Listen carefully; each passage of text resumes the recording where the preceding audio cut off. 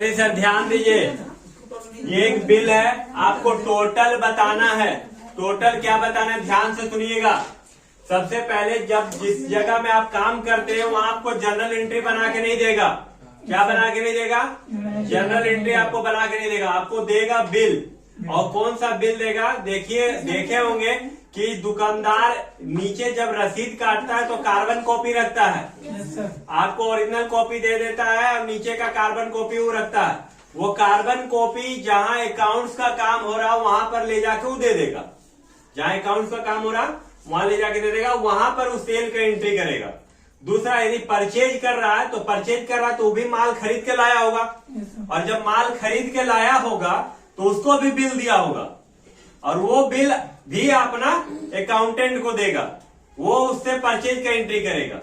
Clear है? यदि किसी वर्कर को सैलरी पे कर रहा है, किसी वर्कर को सैलरी पे कर रहा है तो उसका अकाउंट में पैसा जाता होगा, कोई कंपनी जो अकाउंट्स का काम करवा रहा है, और वो अकाउंट से माइनस होगा, उसका एंट्री वहां करवाएगा।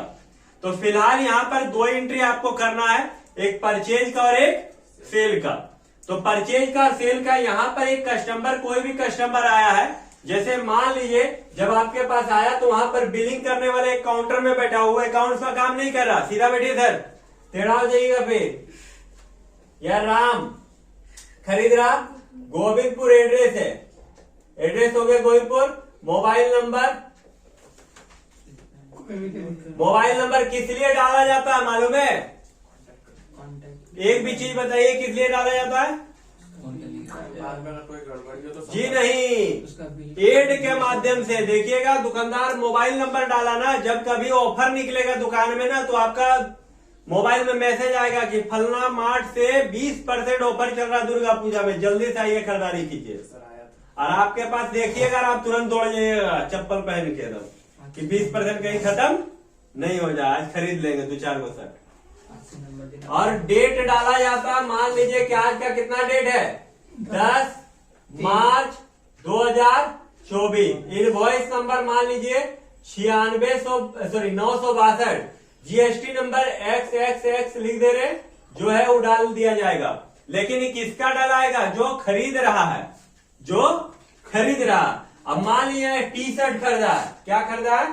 टी शर्ट खरीदा है, टी शर्ट खरीदा है, कितना? 10 पीस। कितना खरीदा है? 10 पीस। एक पीस का दाम 120 रुपया। कितना हो गया? 120 रुपया। तो 10 पीस का दाम कितना हो जाएगा? 1200 रुपया हो जाएगा। यदि इस पे डिस्काउंट है तो डिस्काउंट लगाना, अदरवाइज नहीं लगाना। मान लीजिए इस पे एसजीएसटी या सीजीएसटी कितना परसेंट है? 14%। यदि 1200 का 14% निकालेंगे तो कितना निकल जाएगा? यहाँ पर क्या करना है? 2 शून्य काट देना है, 14 से मल्टीप्लाई कर देना है। यदि 14 से मल्टीप्लाई करेंगे तो हम कितना हो जाएगा? 2 शून्य काटेंगे तो 140 रुपया, और 14 दूनी 28 रुपया, यानी 168 रुपया। कितना हो जाएगा? SGST CGST 168। अब टोटल बिल कितना बन जाएगा? 1368 रुपया। कितना बिल बन गया? 1368 रुपया। अब यहाँ पर मान लीजिए हम पेड कर रहे हैं, कितना? तो टोटल बिल बना ना, मान लीजिए हम इसमें से 900 रुपया पेड कर रहे हैं। कितना पेड कर रहे हैं? 900 रुपया। तो यहाँ कितना बच गया? 8, 6 और 13 में से 9 गया तो कितना बचा? 468 रुपया। अब इसका एंट्री होगा, किसका एंट्री होगा? जो आप बिल किए। आप टी शर्ट खरीदे 10 पीस, 120 का रेट से 1200 हुआ, 1200 में 14% लगाए तो 168, 1368 रुपया हो गया। 900 रुपये पेड किए तो 468 रुपया होता। अब हमको बताइए, आप पहले बताइएगा कि नगद कितना खरीदे और उधार कितना खरीदे, आप बताइए।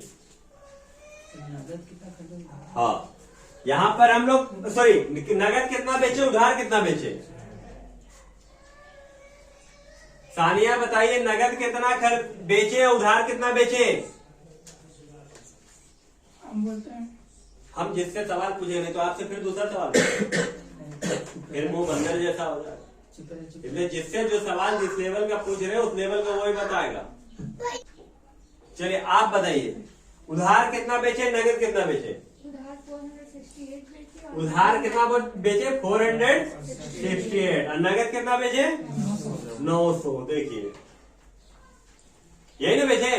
क्योंकि जब हम नगद पेड किए तो कितना पेड किए, 900 रुपया, तो 900 रुपया नगद दिया, मतलब नगद 900 रुपया का बेचे। और जो बाकी रह गया उसका मतलब उधार बेचे, यानी उधार कितना कर गया, 468 रुपया का उधार रह गया। अभी भी इसका जर्नल एंट्री हम बोलेंगे बनाने के लिए, तो जर्नल एंट्री कैसे बनेगा ध्यान दीजिएगा एक बार। अब ध्यान दीजिएगा, नगद हम लोग बेच रहे, उधार भी बेच रहे, जीएसटी भी लग रहा, कैश भी दे रहे, सब ट्रांजेक्शन इसमें है। अब यहाँ पर देखिए, यदि हम क्या बेचे, टी शर्ट बेचे यानी आइटम बेचे, तो यहाँ पर हम लोग क्या एंट्री करेंगे, सबसे पहले मेरे पास पैसा आ रहा, यानी कैश अकाउंट डेबिट होगा। उधार भी बेचे, उधार में किसका नाम है, राम है, तो राम अकाउंट डेबिट, यही हुआ।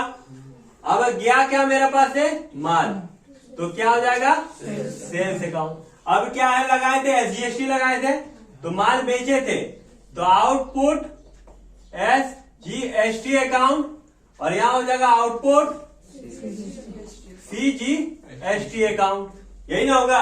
अब पैसा कैसे बैठाएंगे, तो पैसा हम बेचे कितना का माल, 1200 रुपया का माल बेचे, तो सेल में कितना आ जाएगा, 1200।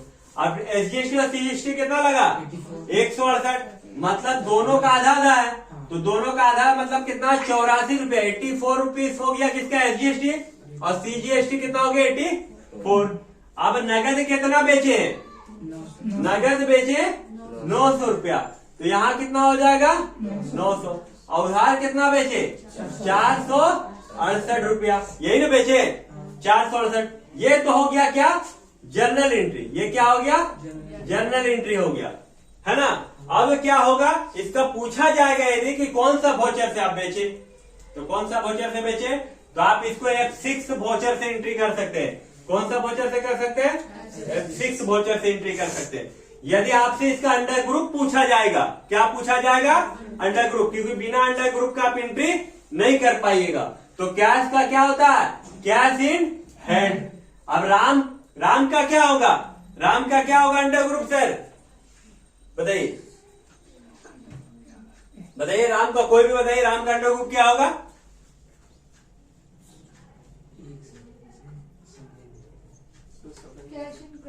नहीं, राम का अंडर ग्रुप वो तो खैर नहीं बता पाती, कंप्यूटर में नहीं। राम का अंडर ग्रुप क्या होगा, राम को हम लोग उधार माल बेचे, तो राम हमको क्या देगा, पैसा देगा, तो देने वाला हो गया, तो देने वाला हो गया तो कौन हो गया, सेंडी डेटर, क्या हो जाएगा, सेंडी डेटर। और सेल्स का अंडर ग्रुप क्या होगा, sales account. Output SGST, output CGST का क्या होगा, ड्यूटी एंड टैक्सेस, क्या होगा, ड्यूटी टैक्सेस। अब बताइए, ये सब जानकारी आपको नहीं रहेगा तो आप एंट्री बना पाइएगा, नहीं बना पाएगा। और हम जब समझा रहे हैं तो आप लोग दोनों गला में हाथ रख के यार बात कर रहे हैं, तो इतना दूरी तय करके दो चीज नुकसान किए। पहला, आप आके समय अपना बर्बाद कर लिए, दूसरा भाड़ा बर्बाद किए, तीसरा माँ बाप का उम्मीद को तोड़ दिए, और चौथा अपना इसी सब का रीजन लास्ट में आपको भुगतना पड़ेगा। क्योंकि माँ बाप सबका एक एज होता है, एक एज होने के बाद ऊपर जाना ही है। हमारा भी एज होगा तो हम भी जाएंगे, आपका भी एज होगा आप भी ऊपर जाइएगा। तो जब तक नीचे है तब तक तो सुख, कम से कम बढ़िया से जिंदगी गुजारना है ना। अब बढ़िया से जिंदगी गुजारने के लिए आज ये चाहिए, ये है तो सब पूछेगा, ये नहीं है तो कोई नहीं पूछेगा, गारंटी है मेरा। खुद का भाई बहन माँ बाप कोई नहीं पूछेगा। यदि 4 बेटा है, एक बेटा पास बढ़िया कमा रहा है तो बाप माँ उसी के पास जाके रहेगा, उसी का बारे में अच्छा बोलेगा कि मेरा बड़ा बेटा बहुत बढ़िया कमाता, हमको बढ़िया खिलाता पिलाता। छोटा बेटा एकदम गंदगी बहुत गंदा आदमी, सब जगह उसका शिकायत करेगा, जबकि एक ही का जन्म दिया है ना। तो आप जैसा कर्म कीजिएगा वैसा होगा। तो यहाँ हम पढ़ाने का कर्म कर रहे हैं तो आप लोग दोनों गप कर रहे हैं।